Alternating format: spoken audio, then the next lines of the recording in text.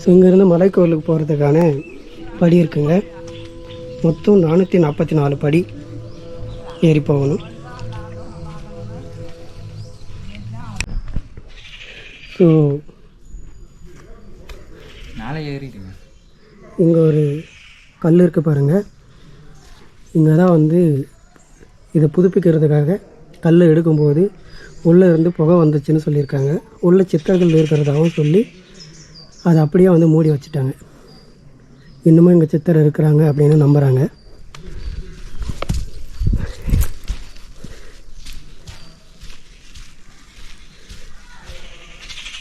இதை ஃபுல்லாகவே அப்படியே மூடி வச்சுட்டாங்க.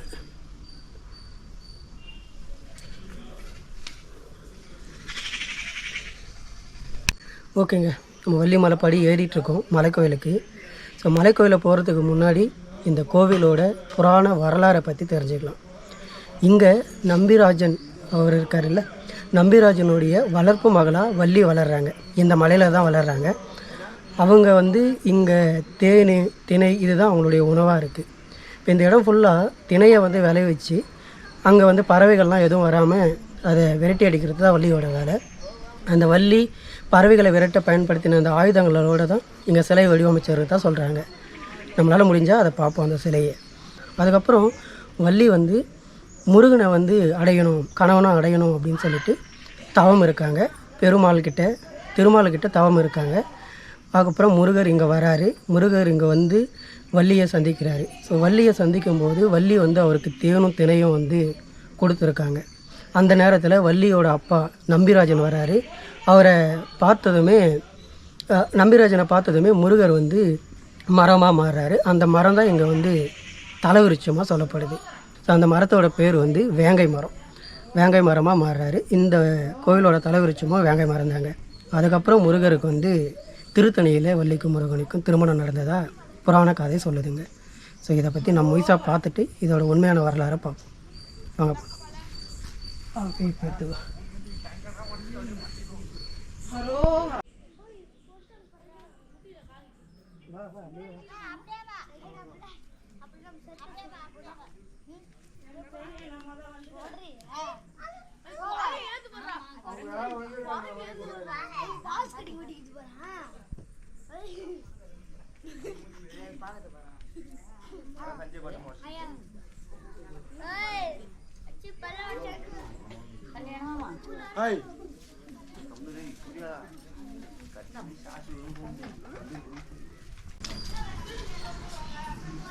இதாங்க என்ட்ரன்ஸ். உள்ளே விட மாட்டேங்கிறாங்க கேமராவை. ஸோ இங்கே என்ட்ரன்ஸில் ஆரம்பித்து இது ஒரே ஒரு கல் ஃபுல்லாக கொடைஞ்சி மேலே காமிடுவாங்க.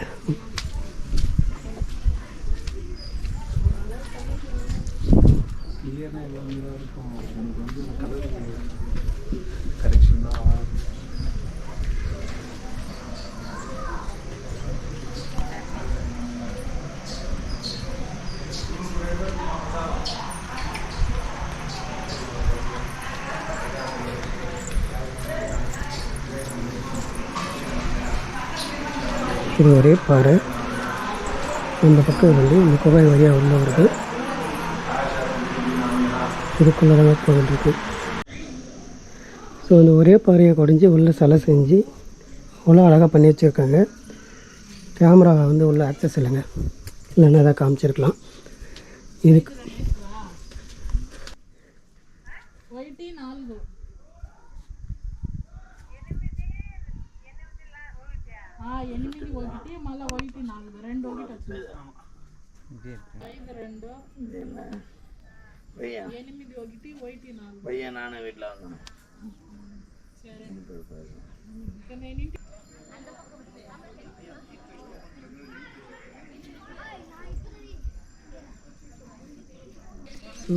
கோவிலிருந்து கொஞ்சம் தூரம் மலை ஏறி போனோங்க. போன உடனே இங்கே ஒரு ஆசிரமம் இருக்குது. அது வந்து ப்ரைவேட் வந்து எடுத்துக்கிட்டாங்க. ப்ரைவேட்டோடது தான். அங்கே வந்து ஒரு சித்தரோட சமாதி இருக்குது, ஜீவா சமாதி.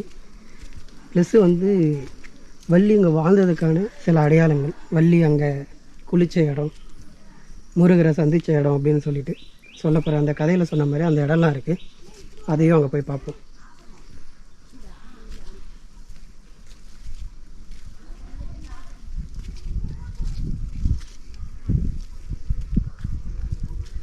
இருக்குது. ஸோ கோவில் வந்து சிலை வந்து ஃபுல்லாக மூடிட்டுருக்குங்க. அந்த அளவுக்கு அந்த வள்ளி கையில் இருக்கிற அந்த ஆயுதம் என்ன வச்சுருக்காங்க அப்படின்னு தெரியல. தவிர கோவில் உள்ளே வந்து வழக்கமாக கருவறையில் இருக்க விடமாட்டாங்க நிறைய இடத்துல. ஸோ எங்கேயும் எடுக்க முடியல. இதுக்கப்புறம் இந்த கோவிலோட உண்மையான வரலாறு என்ன நடந்திருக்கும் ஆக்சுவலாக அப்படிங்கிறத நம்ம கடைசியாக பார்ப்போம். இந்த கதைக்கு ஏற்ற மாதிரி வள்ளி இருந்த அந்த இடத்தெல்லாம் முதல்ல பார்த்துருவோம்.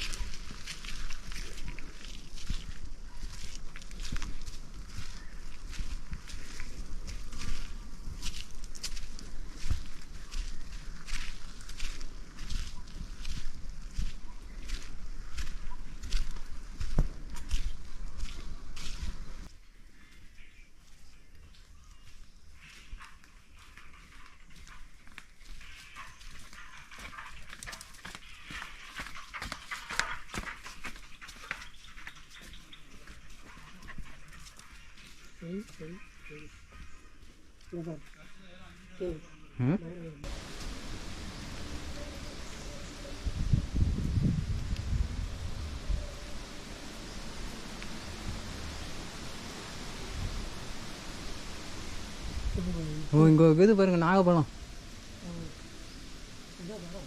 தொகுது என்ன முன்னாடியே பக்கத்தில் ஏதோ. ஆமாம்,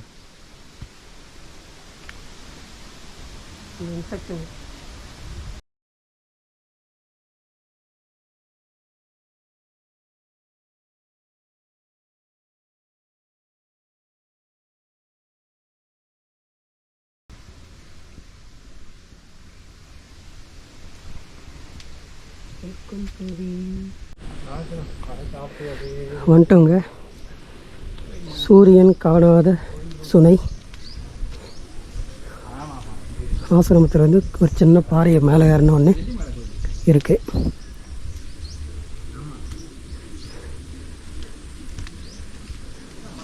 இதுதாங்க சூரியன் காணாத சுனை.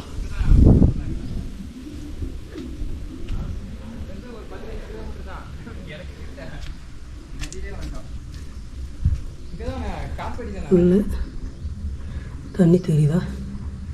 கருப்பு கலரில் இருக்குங்க.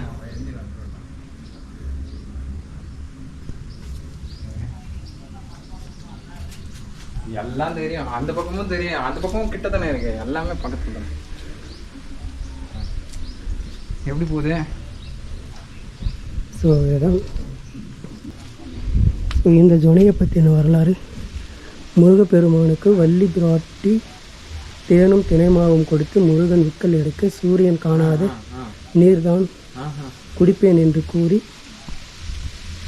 வள்ளி பிராட்டி இங்கு உள்ள சூரியன் காணாத நீர் கொடுத்ததாக ஐதீகம். ஸோ இந்த இடத்துல தான் முருகருக்கு வந்து தண்ணி கொடுத்துருக்காங்க அப்படின்னு அந்த புராண வரலாறு படி சொல்கிறாங்க. சூரியன் காணாத சுனை. இதை பார்த்துட்டும் இதுக்கு தாங்க அந்த ஆசிரமம் இருக்குது.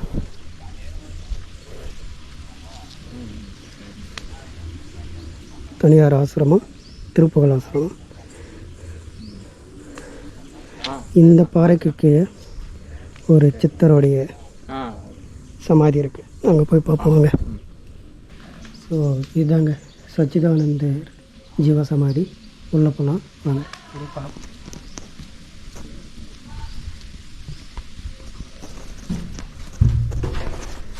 ஹைட்டு மேலே இவ்வளோ தான் இருக்குது. ஹைட்டுக்கு ஓகே, ரொம்ப ஹைட்டாக இருக்குது.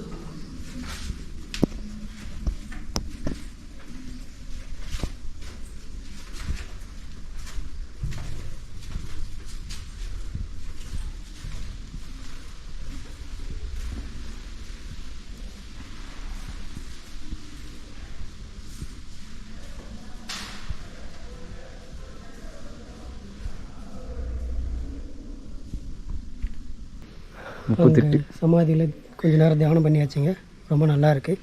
அடுத்த இடம் பார்க்கலாம் வாங்க. இது வந்து வள்ளி மஞ்சள் அரைச்ச குளிச்ச இடங்க.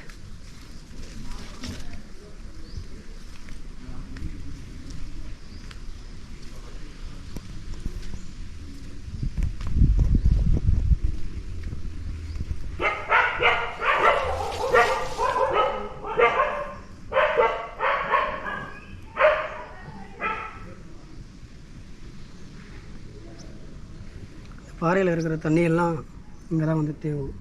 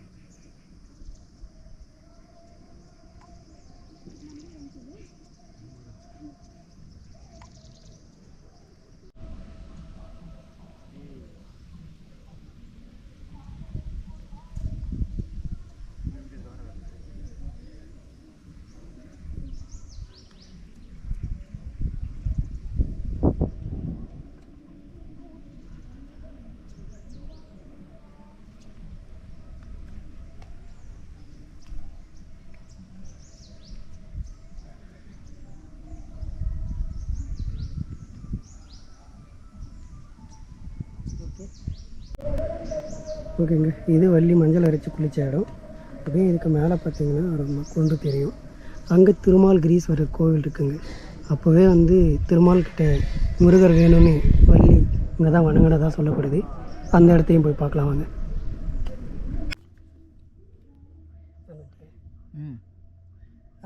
ஆன் பண்ணுறேன். ஓகே, பாருங்கள், அப்பா ப்ளூ கலரில் தண்ணி நல்லா க்ளீனாக இருக்குங்க. மழை வந்துச்சு, நல்லா ஃபுல்லாக இருக்குது. அப்போ மலையில் வாழ்கிற வேடர் குறவர்கள், வள்ளியே வந்து வேடர் குறவர் இனத்தை பெண்ணு தான் சொல்லியிருப்பாங்க அந்த வரலாற்றில். இந்த மாதிரி தண்ணி தான் அவங்க குடிக்க பயன்படுத்துகிறாங்க.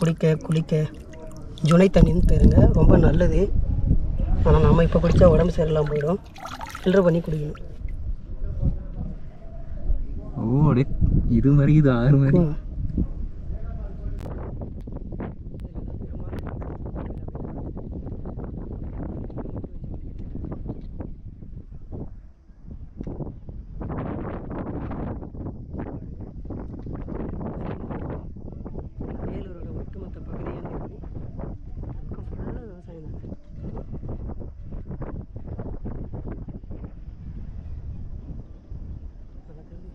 காற்று நல்லா அடிக்குதுப்பா. காற்று தேர்தா கேமரா.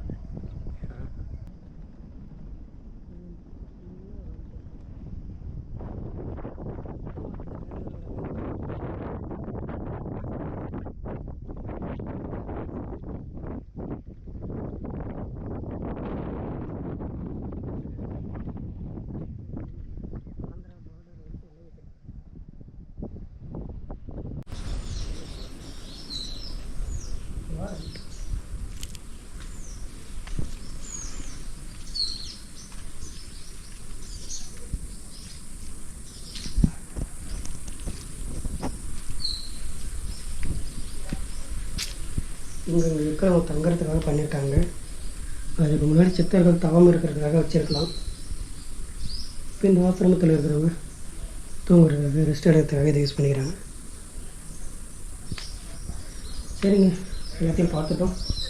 இந்த கோவிலோட உண்மையான, இந்த இடத்தோட உண்மையான வரலாறு என்ன அப்படிங்கிறத ஒரு நல்ல லொக்கேஷன் பார்த்து உட்காந்து சொல்லுவோம். உள்ள ஒரு குகை மாதிரி இருக்குங்க. அங்கே போய் நம்ம வரலாறை சொல்லலாம். பார்க்கறதுக்கு நல்லாயிருக்கும். வாங்க போகலாம். தெளிவான இடம், எல்லாம் மூடி போயிருக்கு.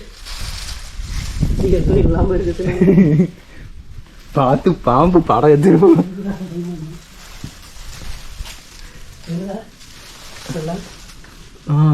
தெரியுது. ரொம்ப அருமையான சுபாஷ் கோவை 24 வந்துருச்சு.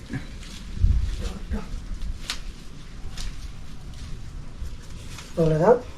இது வரைக்கும் தான் கோவை. இந்த பக்கம் ஓப்பன், அந்த பக்கம் பாரு, இந்த பக்கமும் ஓப்பன். எந்த பக்கம் லைட்டிங் டேபிள் பேஸு. ஓகேங்க, இப்போது இந்த கோவிலோட வரலாறை பார்ப்போம். உண்மையான வரலாறு. முருகர் வந்து இந்த இடத்துல வள்ளியை திருமணம் செஞ்சதா புராண வரலாறு. குறிப்பாக சிம்பிளாக சொன்னோன்னா, வள்ளி இங்கே வாழ்ந்திருக்காங்க. முருகர் வந்து இங்கே வள்ளியை காதலித்து திருமணம் செஞ்சுருக்காங்க. திருமணம் வந்து திருத்தணியில் நடந்திருக்கு அப்படி வந்து சொல்லப்படுதுங்க. ஆனால் உண்மையான வரலாறு இது வந்து ஒரு கதையாக திரித்து வச்சுருக்காங்க. ஸோ வரலாற்றை கதை மூலமாக கடத்திட்டு வராங்க அப்படின்னு சொல்லலாம். உண்மையாக என்ன நடந்திருக்கும் ஆக்சுவலாக இதுதான் அப்படின்னு நம்ம சொல்ல முடியாது. பட் நமக்கு தெரிஞ்ச சில விஷயங்கள்லாம் வச்சு பார்க்கும்போது உண்மையாக என்ன நடந்திருக்கும் அப்படின்னா, வள்ளி அப்படிங்கிறது வந்து விவசாய நிலத்தை குறிக்கிறது அப்படின்னு சொல்லி ஆல்ரெடி பாண்டியன் ஐயா வந்து சொல்லியிருப்பாங்க. நீங்கள் அதை பார்த்துருந்தா உங்களுக்கு தெரிஞ்சிருக்கும்.